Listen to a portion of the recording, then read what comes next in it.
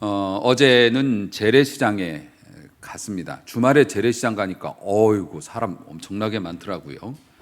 그리고 시장이 굉장히 활기가 있습니다. 상인들의 목소리도 막 높고 많은 사람들이 분주하게 물건들을 사고 그 상인들이 막 행복해하는 것 같더라고요. 시장의 생기가 막 넘쳐나요. 근데 재래시장의 특성상 겨울같이 이렇게 날씨가 이렇게 온도가 낮고 날씨가 안 좋고 막 바람 불면은 사람이 없죠. 그래서 휑합니다. 그러니까 그런 것들을 기억하고 있는 저로서는 그 시장의 막 활기찬 모습이 그런 혹독하고 황량한 그 시간을 견딘 자에게 주어지는 축복. 그렇죠. 견딘 자에게 주어지는 축복 같아 보였어요. 그리고 그 시장을 이렇게 시장 골목으로 가다가 보면 조그만 골목들이 또 옆에 있을 거 아니에요. 이렇게 옆에 딱 보니까 요즘 뭐 길에 많이 있습니다만은 벚꽃 나무가 아주 탐스럽게 피어 있는 벚꽃 나무 한 그루가 보이더라고요. 그래서 아내를 이끌고 그쪽으로 이제 골목으로 이렇게 안 가본 골목으로 들어갔어요. 거기에 공원 조그만 게 있고 벚꽃 몇 그루가 있어서 그것을 이렇게 보면서 즐거운 시간을 보냈습니다. 옆에는 막 철거하는 빈집들이 있고 굉장히 험악한데 그것과는 달리 아주 탐스럽고 아름다운 벚꽃이 우아한 자태를 뽐내고 있어요. 근데 그것도 역시 뭡니까? 얼어 죽게 혹독한 겨울을 견딘 나무들만이 그런 것들을 보여줄 수 있고, 그러니까 견딘 자의 영광이라고 할 수 있죠. 견딘 자의 영광. 지금 우리 모두가 여러 가지 문제로 힘들어하고 정말 이해가 잘 가지 않는 그런 삶을 살고 있습니다. 그런 삶을 살고 있지만은 그러나 저는 하나님이 만드신 자연과 만물의 이 이치를 보면서도 새롭게 위로를 받습니다. 혹독함을 견디고 나면 우리도 꽃이 필 거다.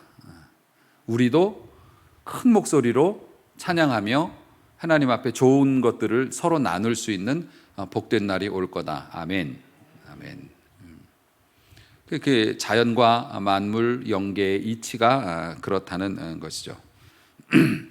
정말 요즘에 보면은 거리거리마다 아름다운 꽃들, 싱그러운 잎사귀들이 마치 한 그루 한 그루 꽃꽂이를 해놓은 것처럼 예쁘기가 그지없어요. 심지어는 우리 동네 잘린 나무에서도 나름대로 이렇게 꽃들을 피우는 걸 보면 이거 봐요, 나 잘했죠 하면서 정말 우리 주님께서 그냥 다 꽃꽂이를 해놓으신 것 같은 그런 호사를 요즘에 누리고 있는데요. 우리 인생도 그런 시절이 있었죠. 그렇게 아름다운 시절, 어른들이 말씀하시는 팽팽했던 시절, 근데 그런 거 귀한 줄 모르고 그 시절을 또 다 보냈습니다마는 그때는 또 다른 고민으로 우리가 그걸 못 봤죠. 그렇게 지냈습니다마는 지금 이렇게 아름답게 절정을 이루고 있는 꽃들도 이제 한두 주 지나면 어떻게 됩니까? 바람에 휩쓸려 다 날아가 버리고, 물론 잎사귀가 피지만 이 영광은 곧 사라져 버릴 거예요. 그런데 재밌는 건 뭐냐면 이 나무들은 내년 봄 요맘때가 되면 또 이런 거를 누린다는 거죠. 하지만 우리는 그렇지 않아요. 우리의 봄은 한 번이에요. 우리의 봄은 한 번. 우리 인생은 돌이킬 수 없고 되돌아갈 수 없고 그렇습니다. 아무리 그리워해도 옛날로 갈 수는 없어요. 물론 이 땅에 사계절이 있습니다. 봄, 여름, 가을, 겨울. 봄은 봄대로의 의미가 있고 여름은 여름대로의 찬란한 의미가 있습니다. 가을은 가을대로의 숙연하고 또 아름다움이 있고요. 겨울은 겨울대로의 정적과 또 그런 아름다움이 있죠. 그래서 봄이 아니면 안 된다고 생각하면 그 사람의 인생은 이제 불행할 거고, 여름이었던 여러분들이 가을이던 겨울을 지내고 있던 여러분이 어떤 계절을 지내고 있던 간에 그 계절의 의미를 찾아서 누리면 되는 것이니까. 어쨌든 그래도 인생은 이 나무만도 못해. 나무는 꽃이 떨어져도 내년 되면 또 필 거지만 우리는 그렇지 못하다. 그래서 오늘 하루하루가 소중하고 오늘 이 한 번의 예배가 소중한 것이죠. 이 예배는 다시 돌아오지 않을 거니까.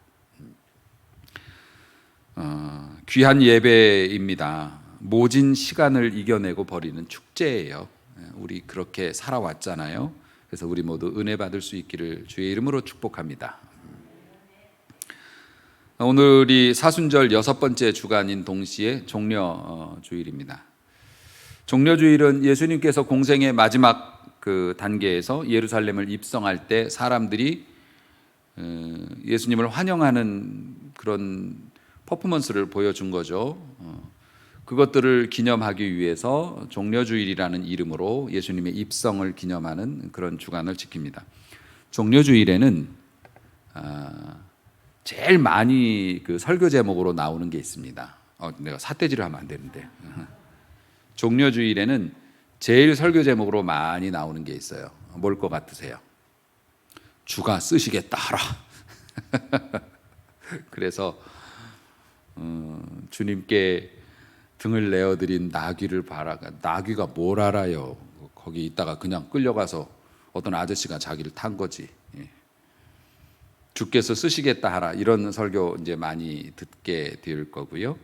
또 예수님이 입성하신 것들은 왕의 행렬이기 때문에 뭐 맞는 말씀이죠. 사람들이 열렬하게 환영을 했지만 그 사람들은 배신자가 되었다. 우린 그러지 말자.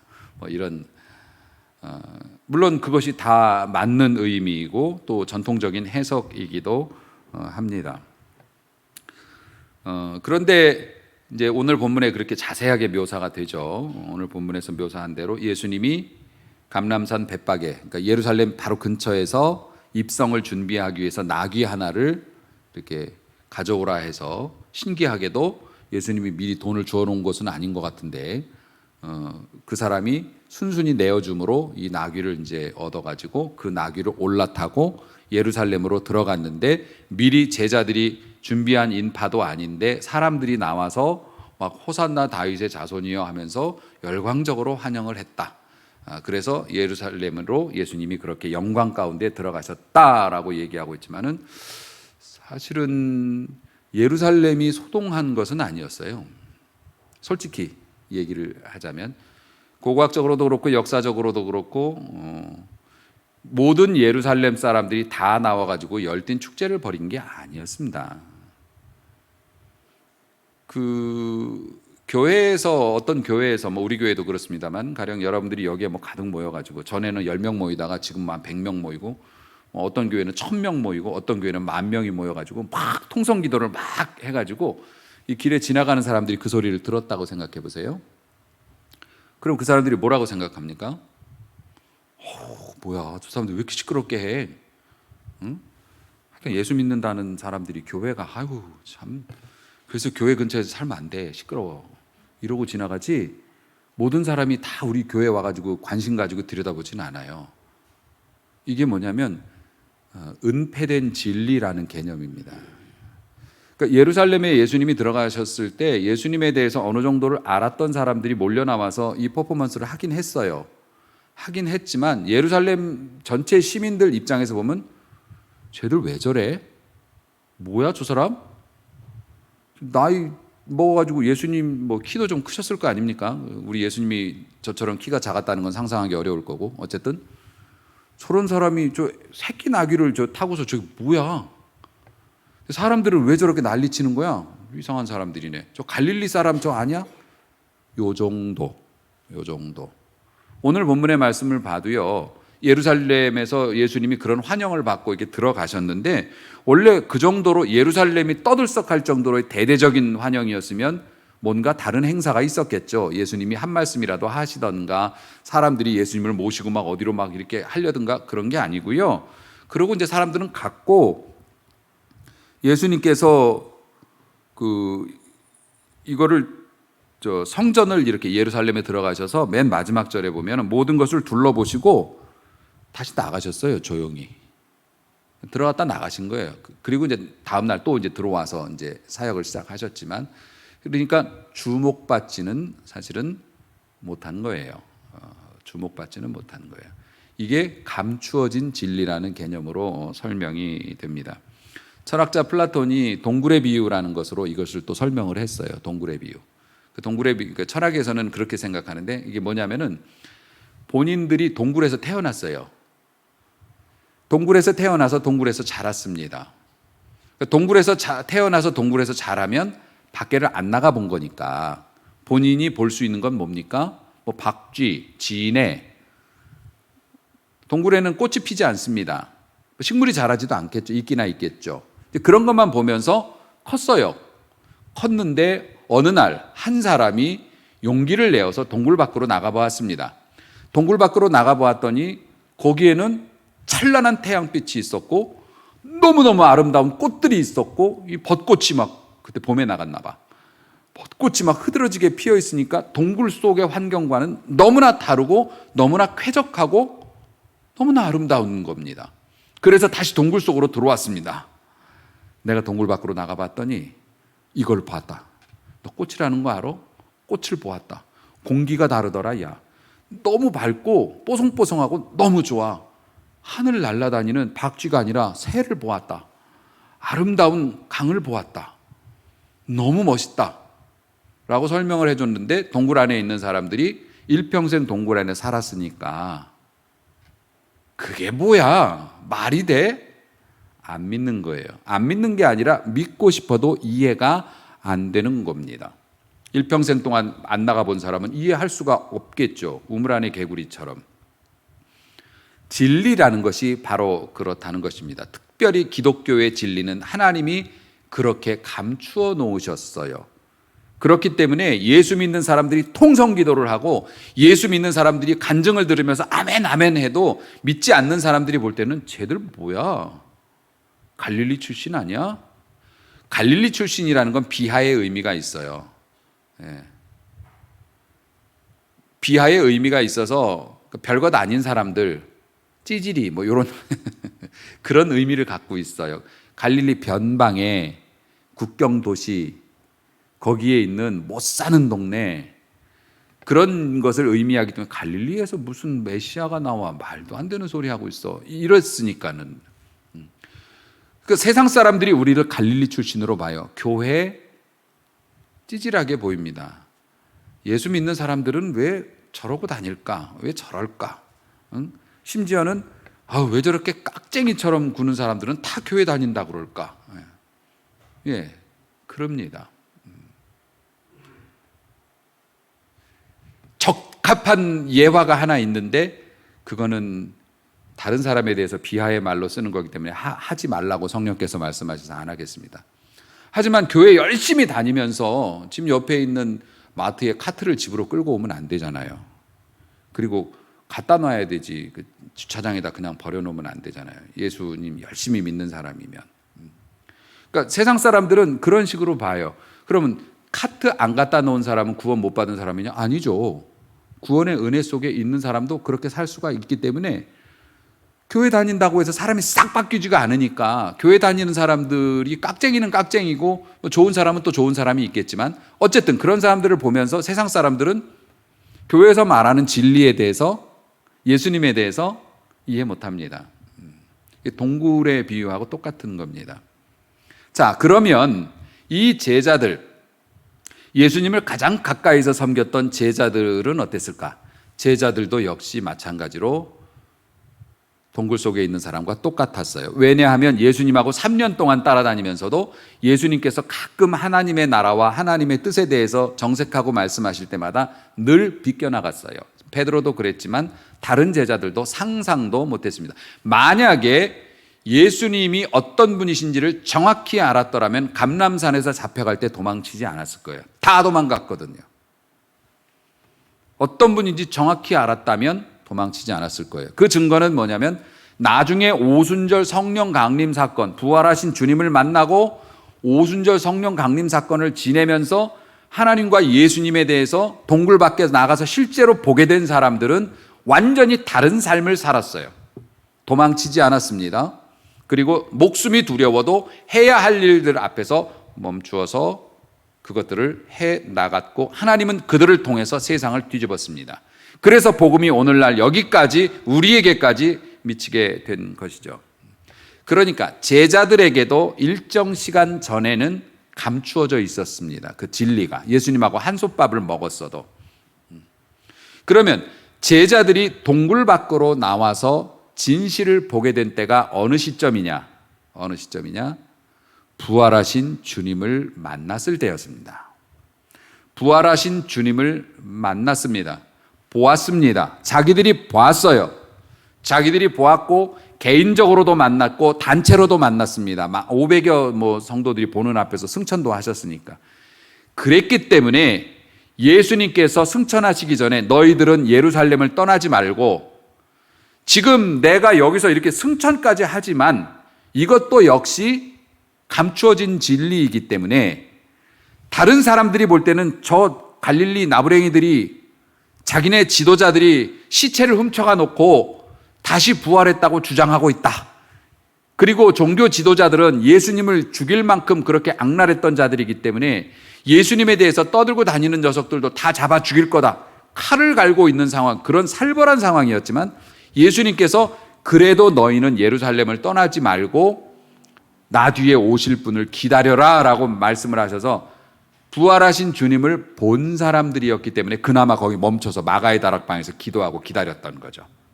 그때 성령이 임하시고 완전한 눈이 열리게 됐을 때, 그때부터는 어떤 것도 두렵지 않고 주님의 복음을 위해서 목숨을 던지면서 나가 싸우는 사람으로 이제 변화가 된 거죠. 동굴 밖으로 나온 사람들이 된 거죠.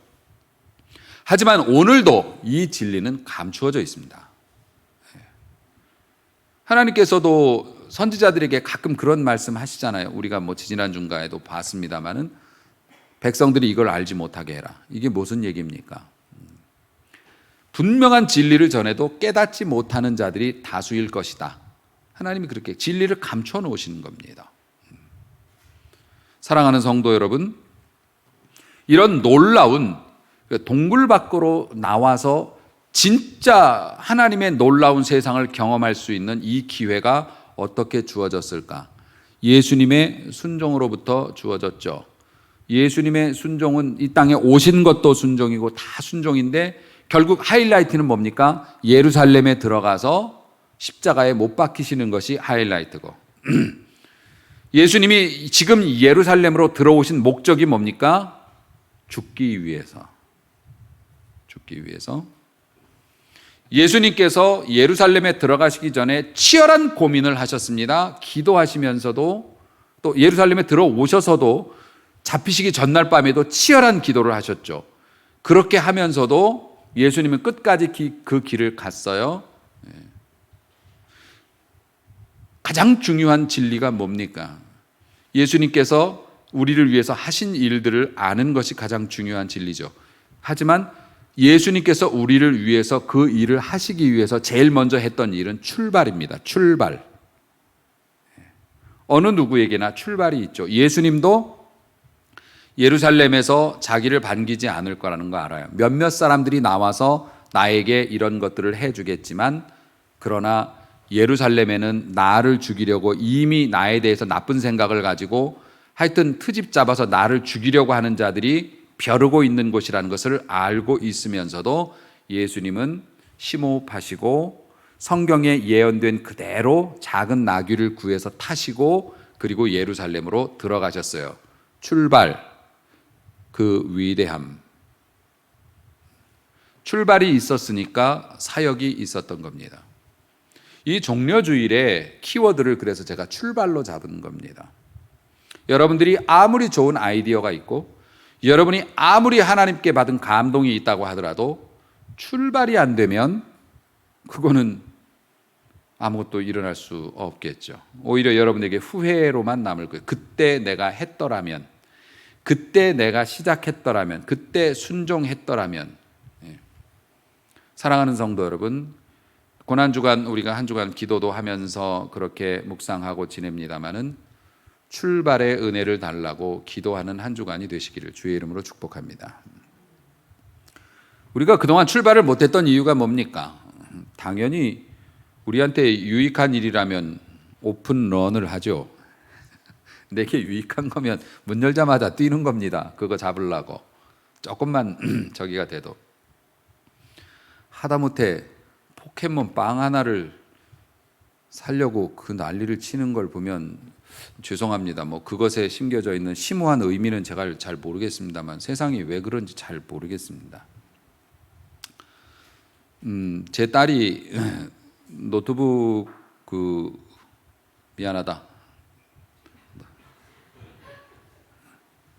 노트북 하나가 있는데 그거 이제 커버 담는 케이스를 하나 사고 싶다는데 이게 비싸답니다. 그래서 당근으로 여러분 곁에는 주님도 계시고 당근도 있잖아요. 그래서 당근으로 이걸 하나 검색을 해가지고서 샀답니다. 그래서 항상 저는 이제 당근을 가면 제가 따라가죠.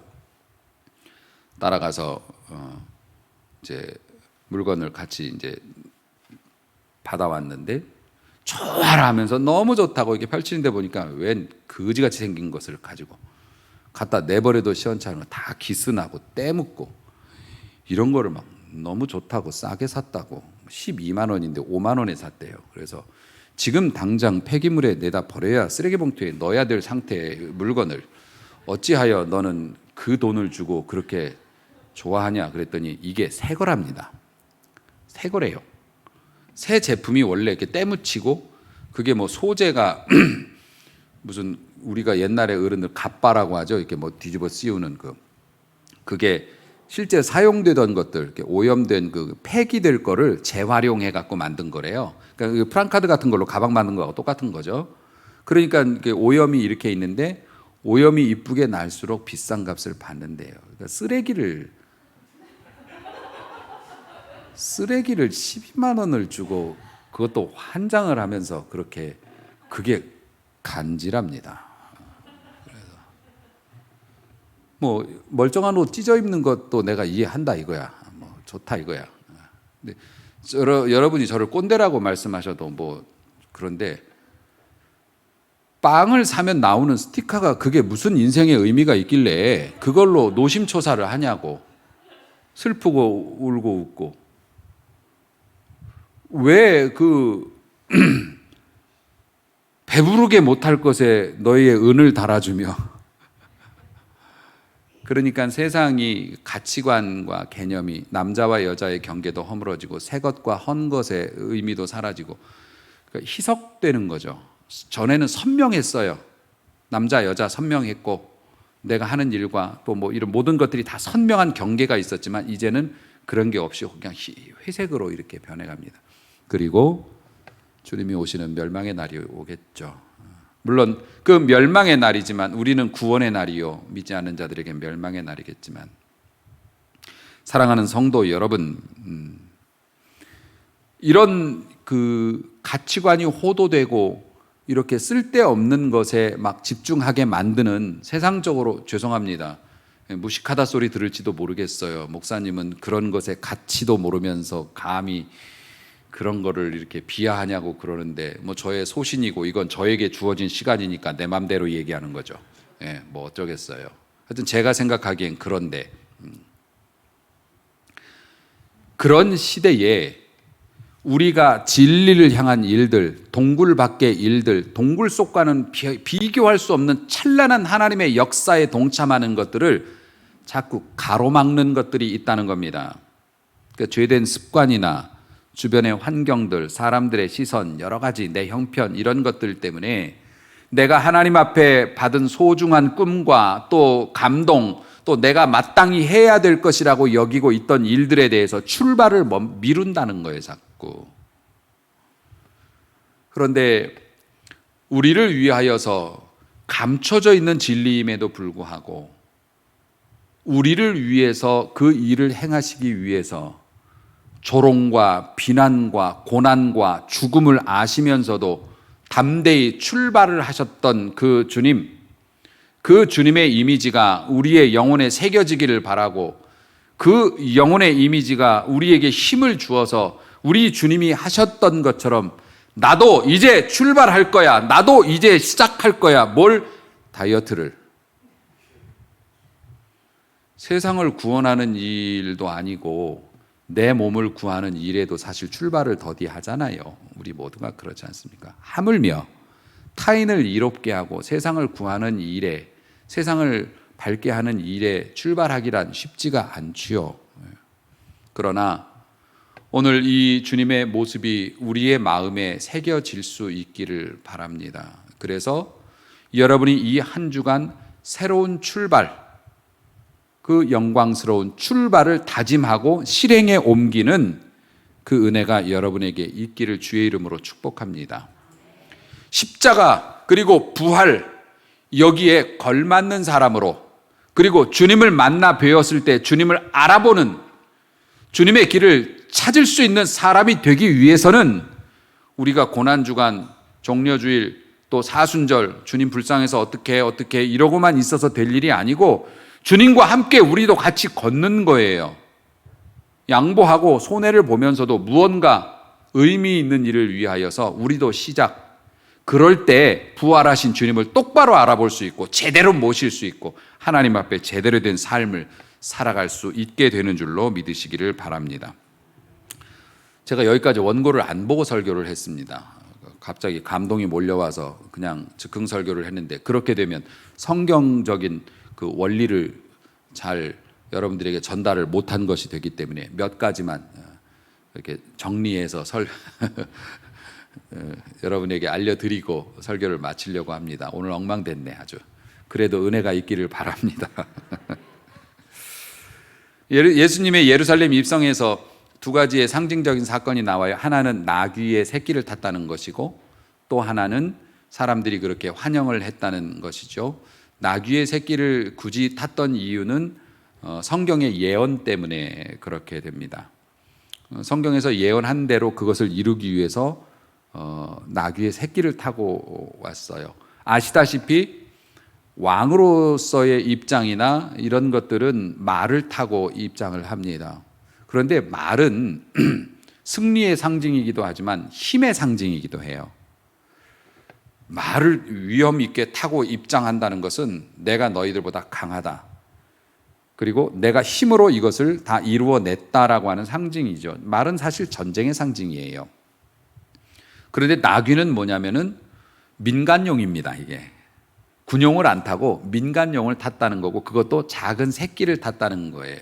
그래서 나귀를 타고 들어갔던 이유는 예수님이 왕이긴 왕인데 평화의 왕이다, 요것을 선포하시기 위해서 일부러 나귀의 새끼를 타시고 하나님께서도 그렇게 하라고 하신 겁니다.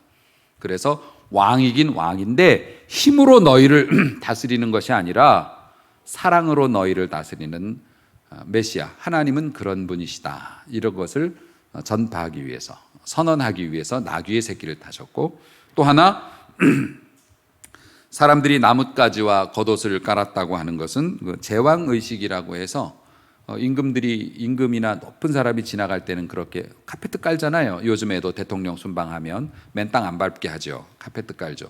그것과 똑같습니다. 이것은 우리 주님께서 세상을 다스리시는 왕이심을 증명이라기보다는 그런 분이라는 것을 알려드리려고 그렇게 까는 의식을 하기는 했습니다만은 그건 뭐 말씀드렸다시피 작은 해프닝으로 끝났죠. 죄송합니다. 예수님은 그러한 일들을 거룩한 위대한 출발을 하심으로 우리에게 그러한 놀라운 역사를 일으켰고, 우리는 하나님의 은혜로 말미암아서 그 역사를 경험했어요. 그러니까 우리는 부활하신 주님을 육신으로 만난 것은 아니지만 하나님의 은혜로 눈이 떠진 거예요. 눈이 떠졌고 그 앞에 주님이 계셨던 것을 우리가 경험한 거예요. 사도 바울 같은 경우에도 실제로 활동 당시에 예수님을 직접 대면한 적은 없었어요. 그런데 하늘에서 빛으로 그리고 음성으로 임하신 주님을 만났고, 그리고 사도는 일평생 나는 주님을 만났다라고 주장을 하고 다녔어요. 우리도 역시 마찬가지예요. 여러분이 어디에 차에서 굴러떨어지고 눈이 멀 정도의 강력한 빛을 받은 것은 아니지만 우리 주님께서 내 마음을 쪼개시고 여셔서 구원의 복음을 들었을 때 반응케 하신 거예요. 할렐루야. 할렐루야. 그랬기 때문에 우리가 이런 코로나 엄중한 시국을 견디고 진짜 성전에 나와서 예배도 제대로 못 드리고 진짜 3년 거의 2년 꽉 차고 3년 돼갈 때까지 정말 변변치 못한 신앙생활을 했어도 여러분들 그대로 잘 계시잖아요. 가정에서도 그런 마찬가지지만은 여러분들이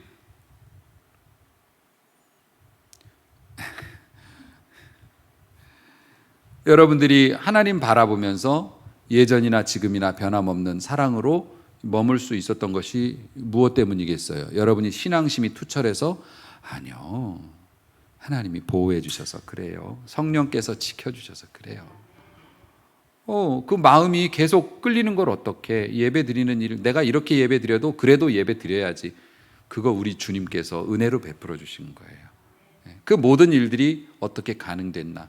우리 주님의 출발, 위대한 결단에서부터 시작이 되어졌고, 그렇기 때문에 우리가 주님을 더 밝히 보려면 우리도 우리의 삶에서 나름대로의 출발이 있어야 된다는 거죠. 그래야 주님이 우리에게 주시는 앞서 말씀드렸던 혹독한 겨울을 견딘 자들이 누리는 찬란한 기쁨과 영광 온전히 누릴 수 있으려면 우리도 같이 출발을 해야 한다. 아멘. 아멘. 그러면 우리가 움직이고 출발해야 되는 목표가 뭔가요? 말씀드렸다시피 작게 보면 우리 개인적으로 그동안 순종하지 못했던 것들, 또 마땅히 해야 되는 건 줄 알면서도 미루고 있었던 것들에 대해서 우리가 출발하는 거죠. 기도하는 것도 마찬가지고, 우리가 하나님 앞에 의미 있는 일들을 시작하는 것도 마찬가지고, 하지만 더 온전한 길은, 우리가 출발해야 될 온전한 길은 하나님을 경배하는 일입니다. 하나님을 경배하는 일. 그게 어떻게 경배? 하나님을 경배하는 건 여러분 때문에 하나님이 부끄러운 분이 되어서는 안 된다는 거예요. 내가 예수 믿는 사람이고 하나님 섬기는 사람이라는 것이 오픈되었을 때, 그렇구나. 역시 그래서 저분이 저렇게 참 너그럽고 또 이렇게 좋은 모습으로 우리에게 비춰줬었구나. 이렇게 되어야 한다는 겁니다. 다시 말해서 하나님을 경배한다는 것은 우리가 여러 가지 일로 하나님을 섬길 수도 있겠지만 우리가 하나님의 이름에 걸맞는 부끄럽지 않는 삶을 살아내야 한다는 거예요. 세상 사람들은 우리가 기적을 일으키거나 대단한 뭔가를 벌어가지고 막 큰 거를 말 타고 오는 것을 원하지도 않아요. 저 사람은 저렇게 어려운 상황에서 저렇게 반듯하게 사는구나. 저 사람은 그냥 쓱 넘어가도 될 일인데 저거를 이렇게 정직하게 처리하는구나. 그런 데서 하나님이 영광을 받으실 수 있거든요. 그런 것들이 여러분의 워십 경배입니다. 사랑하는 성도 여러분, 그리고 예수님이 그리스도라는 것을 선포하는 거예요. 하나님을 경배하는 건 여러분의 삶으로 되는 거고요. 예수께서 그리스도라는 것을 선포하는 것은 여러분들의 입술로 이게 가능합니다. 물론 입만으로 하는 건 아니죠. 예수님이 우리를 구원해 주시는 분이십니다라고 하는 것은 여러분이 적극적으로 표현해야 이게 가능한 일입니다. 그것이 우리가 출발해야 될 첫 출발 지점이에요. 거룩한 출발이죠. 사랑하는 성도 여러분, 이번 한 주간 동안에 여러분의 삶으로도 하나님을 경배하고, 그리고 한 가지 더 여러분에게 부탁을 드리자면, 예수님이 우리를 구원해 주시는 분이라고 하는 말을 내 형제, 내 자녀, 이웃들에게 한 번이라도 전할 수 있는 기회가 있기를 축복합니다. 말씀드렸죠. 내가 자랑하고 싶은 거 있으면 어떤 일이 있어도 자랑한다고. 그래서 지지난주인가요? 예수님이 사도 바울이 내가 평생 자랑할 것은 예수님의 십자가와 우리를 향한 그 사랑밖에 없다고, 그래서 우리가 자랑해야 될 것은 오직 십자가와 예수님이라고 그렇게 실컷 설교해놓고 광고 시간에 우리 딸이 좋은 회사에 취직해가지고 그래서 집에서 한 소리 들었어요. 아니 당신은 예수님과 십자가만 자랑하자고 그래놓고 광고 시간에 어떻게 그렇게 딸 자랑을 그렇게 노골적으로 해요. 그러면서 아내가 아니 그리고 그렇게 자랑을 어차피 했으면 정확하게 자랑을 해야 될 거 아니야. 응? 그러면서 몇백 명이 모였는데 그중에 3명 중에 들어갔다고 제일 어린 사람이라고 이러면서 또 자랑을 하는 거야 틈새. 근데 왜 우리는 예수님을 그렇게 자랑을 못해? 우리는 대화하면서 틈만 나면 내 손주 자랑하려고 핸드폰 자꾸 열어서 사진 찾아놓고 있잖아요. 근데 왜 우리는 예수님 얘기 나오면 쑥 들어가고, 근데 무슨 예수님으로부터 능력을 받고 예수님의 은혜를 받고 남들은 안 되는 일이 나만 되고 어떻게 그걸 바래요? 우리가 이번 한 주간만이라도 위대한 출발, 우리의 삶으로 하나님을 경배하는 것, 그리고 우리의 입술로 예수는 그리스도시라고, 그를 믿는 자는 구원을 얻을 것이라는 것을 한 번이라도 전하는 은혜가 있다면, 여러분이 그 출발을 하심으로 부활하신 주님이 여러분의 삶에 임하시고 그 능력을 여러분이 맛볼 수 있고, 그 은혜 속에서 여러분뿐만 아니라 여러분 때문에 여러분의 가족이, 주변 사람들이 함께 복을 받는 역사가 나타날 줄로 믿습니다. 그러므로 호산나 찬송하리로다 주의 이름으로 오시는 이여, 우리가 그것을 외치며 함께 위대한 출발을 할 수 있는 은혜가 있기를 주님의 이름으로 축복합니다. 기도하겠습니다.